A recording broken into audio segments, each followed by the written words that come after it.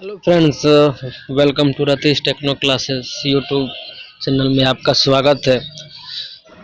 आपके सामने एक नया एडवर्टाइजमेंट लेकर आया हूँ। जूनियर इंजीनियर के लिए बहुत अच्छा वैकेंसी आया है। झारखंड कर्मचारी चयन आयोग ने एक नया वैकेंसी को रिलीज किया है, तो उसी के बारे में डिटेल में चर्चा करेंगे। कौन कौन से ब्रांच एलिजिबल हैं। देखिए यहाँ पर झारखंड कर्मचारी चयन आयोग रांची है। इसका जो एडवर्टाइजमेंट नंबर है 06/2021 है। JDLCCE 2021 है। ये जो है इसका फी है, फॉर्म भरने का फी 100 रुपया है। वहीं झारखंड राज्य के अनुसूचित जाति के अभ्यर्थियों का परीक्षा शुल्क 50 रुपया है। 40% या इससे अधिक निःशक्तता वाले दिव्यांग अभ्यर्थियों की परीक्षा शुल्क में छूट अनुमान्य है। और एक बार जब परीक्षा फी भरने पर वह फी रिफंडेबल नहीं है। ठीक है, तो जो आइए रिक्तियों के बारे में देख लेते हैं। जैसे कनीय अभियंता विद्युत है। थोड़ा लैंग्वेज हिंदी होने की वजह से बहुत सारे विद्यार्थियों को समझ में नहीं आएगा, लेकिन मैं समझाने का प्रयास करूंगा। तो कनीय अभियंता जूनियर इंजीनियर इलेक्ट्रिकल में टोटल पोस्ट है आपका 46, जिसमें अनरिजर्व 19 है।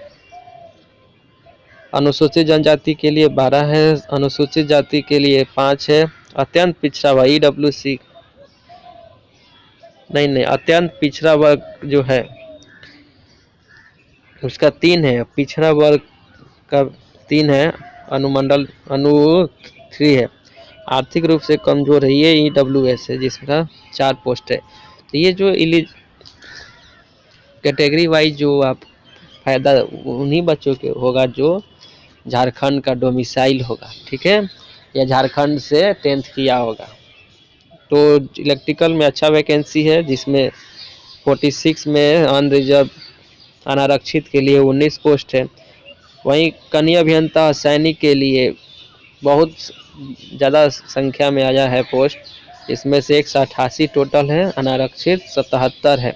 अनुसूचित जनजाति 51 है। एक पद आदिम जाति जनजाति के लिए सम्मिलित है। अनुसूचित जाति 20 है। अत्यंत पिछड़ा वर्ग अनु 15 है। आर्थिक रूप से कमजोर के लिए 19 है। वहीं कनीय अभियंता यांत्रिक मैकेनिकल के लिए 51 पोस्ट है। यूआर के लिए 21 है। अनुसूचित जनजाति के लिए 13 है। अनुसूचित जाति के लिए 5 है। ऐसे ही आप देख सकते हैं, आपकी स्क्रीन पर दिख रहा है पोस्ट वाइज वैकेंसी है। तो कोटिवार रिक्तियों की संख्या अधियाचित विभाग के अनुरोध के आलोक में संशोधित किया जा सकती है। इसे संशोधित भी किया जा सकता है, ये कम या ज़्यादा भी कर सकते हैं। तो देखिए यहाँ पर जो वेतनमान होगा तो 35,400 से 1,12,400 होगा। पे मैट्रिक्स लेवल 6 होगा। इसकी जो योग्यता है कि किसी भी विश्वविद्यालय संस्थान से डिप्लोमा में हो, विद्युत में डिप्लोमा हो, संबंधित शाखा में उच्च तकनीकी योग्यता धारित करने वाले अभ्यर्थियों भी आवेदन देने में पात्र, यानी जो बीटेक किए हैं, डिप्लोमा के बाद यदि बीटेक किए हैं तो उनको भी एलिजिबल बनाया गया है। वैसे ही आप सैनिक हो या यांत्रिक हो, सभी में सेम है। तो न्यूनतम शैक्षणिक योग्यता आपका क्या होना चाहिए? डिप्लोमा होना चाहिए।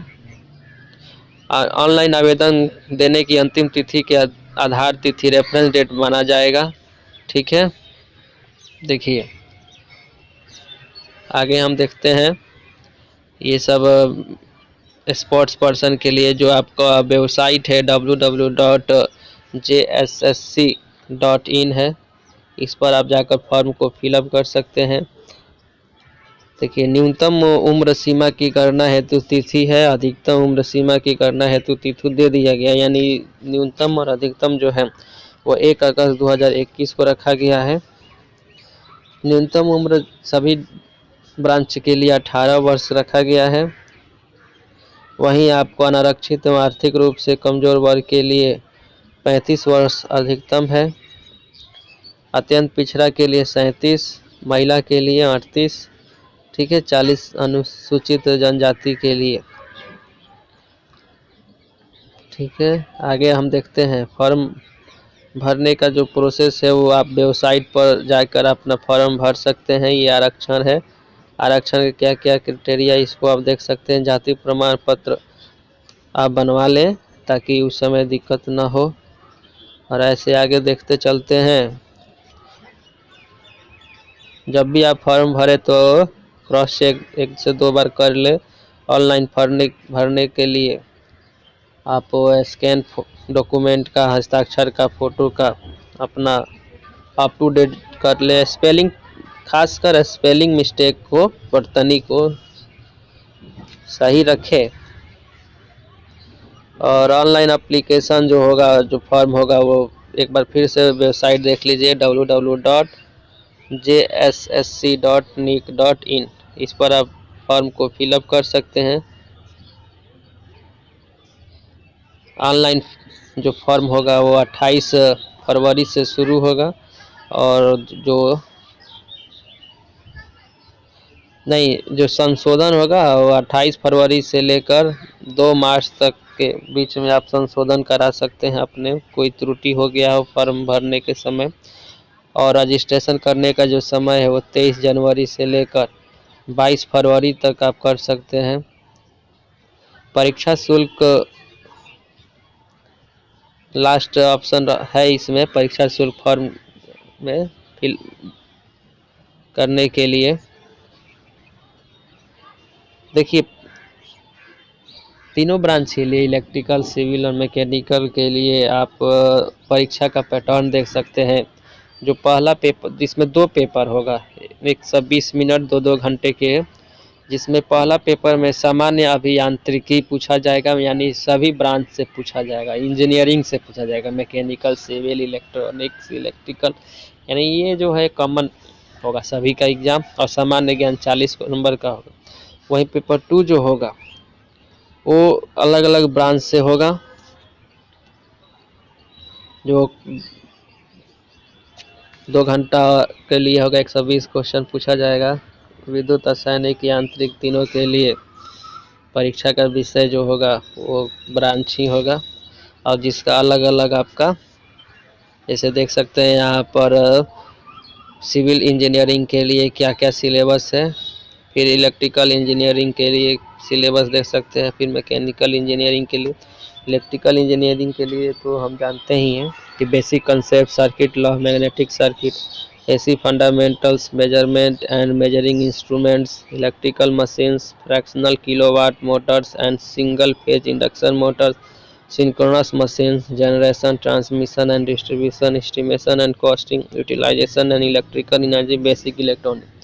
इसमें जो सिलेबस के अकॉर्डिंग देख रहे हैं कि ये पूरा हम लोग जो पढ़े हैं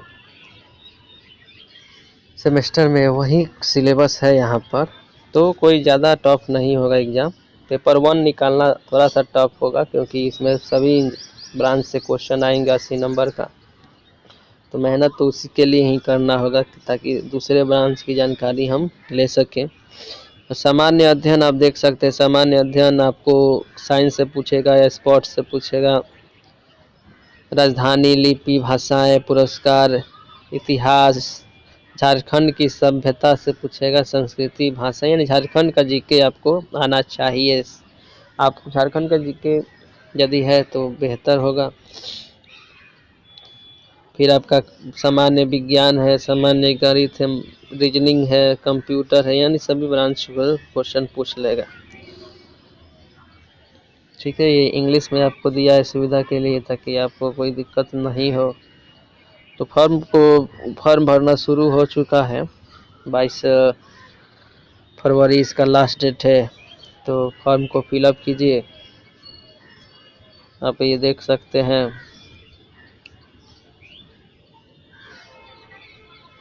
ठीक है, जो आपको न्यूनतम पेपर 1 में चाहिए वो अनारक्षित के लिए 40 चाहिए, आर्थिक रूप से कमजोर वर्ग के लिए भी 40 चाहिए, बाकी के लिए कम है। नियुक्ति देख लीजिए, अन्य देख लीजिए। फॉर्म को फिलअप करने के लिए एक अच्छा मौका है, अभी भी टाइम है फॉर्म को फिलअप कर लीजिए।